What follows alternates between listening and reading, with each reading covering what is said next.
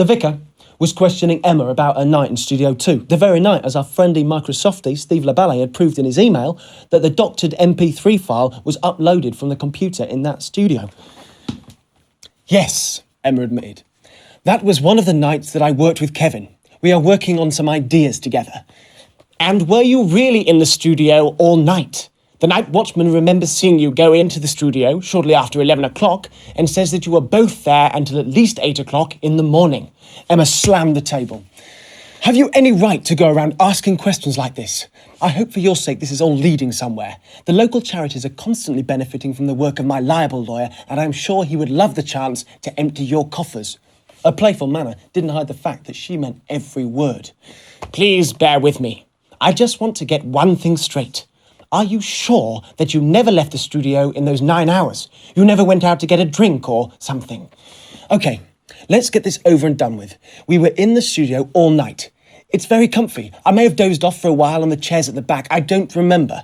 There's no need to leave the studio. There's tea and coffee and all the booze you could want in a cupboard beside the TV set. It really is important. Did you never set foot outside the studio? Not even to go to the toilet? We were in there all night. Not that it's any of your business, but Billy, that I can have a solo career without you, can testify to my famously strong bladder. Unlike her, I have never resorted to peeing in a teapot. It was the vicar's turn to be shocked. This was sacrilege. Peeing in a beer bottle, maybe, but a teapot? That is a sacred object. And now, will you tell me where all of this is leading? She was tiring fast. Like Billy G, she was used to being in control. Simply this, said the vicar. I received an email this morning that seemed to offer incontrovertible proof that the source of the bogus recording of Billy G was the computer in Studio 2. He looked at her to watch her reaction. The sound file was uploaded to a myspace.com website from the computer in Studio 2. He paused, fixing his eyes on her. At 5:30 a.m. on Saturday morning. A time at which, by your own admission, the only people in the studio were you and Kevin. She seemed truly shocked.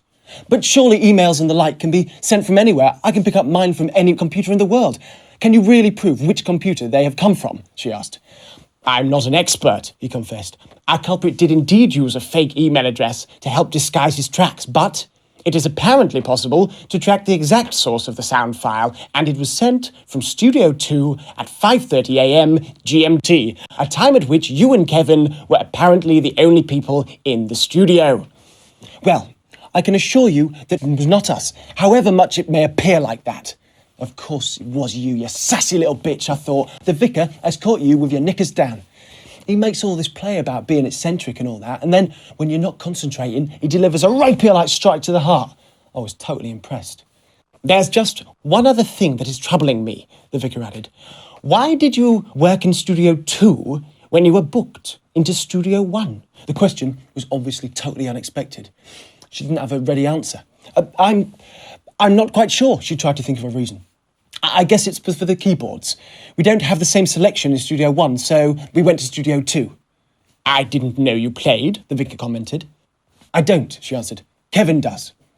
She became more aggressive. I know it is no doubt very kind of you to try and help Billy, but I should point out that she is far from being a saint. I don't mind telling you, as far as I'm concerned, she deserves everything she gets.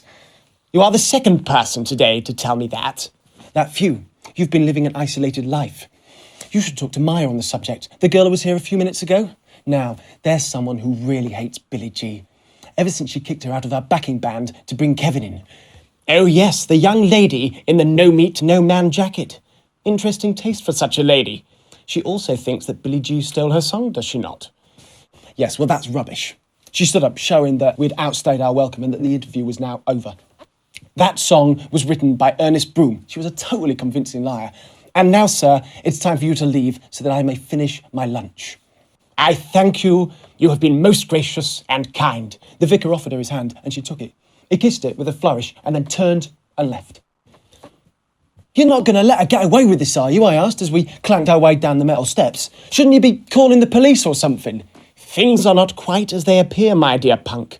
You are forever jumping to conclusions. What, jumping to conclusions? I shouted. You mean you don't think she did it when she and Kevin were the only people in the room?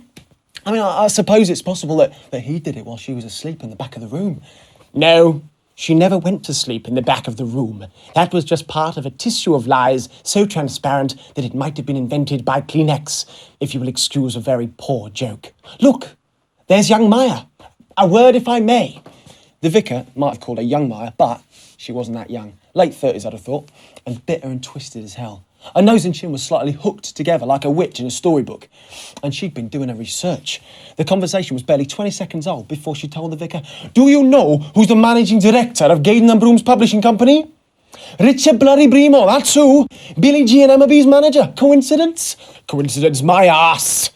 They were the only two people I sent a copy of my song, and the next thing I know, Billy G has kicked me out of the band and released it as a single." She prodded the vicar with her finger each time she made a point. "So, please excuse me if I don't cry about everything that's happened to her. Emma's cool, she's supportive. She told me at the time she didn't want me to be thrown out of the band. Unfortunately, she don't remember getting a tape from me, otherwise I could prove it." It was a sad story, and probably true, but nothing to do with the case. "And you are playing with Sasha Konietzko's mob now?" the vicar asked. She looked blankly at him. "The jacket? No Meat, No Man, a Germanic industrial rock song?" "Oh no," she said. "The jacket's not mine. It belongs to my boyfriend." "Aha! That explains it," the vicar looked relieved. "It has been troubling me ever since I first saw that jacket. It seemed so unlikely." He tossed the phone to me. "And yes, punk, I know you're about to tell me that we have a case to solve. Time to meet the famous Kevin. Could you please call Richard the Bee's office and get his address?" That boy's not cool. He's got ears the size of deep place, broken nose and a twisted face, with a voice that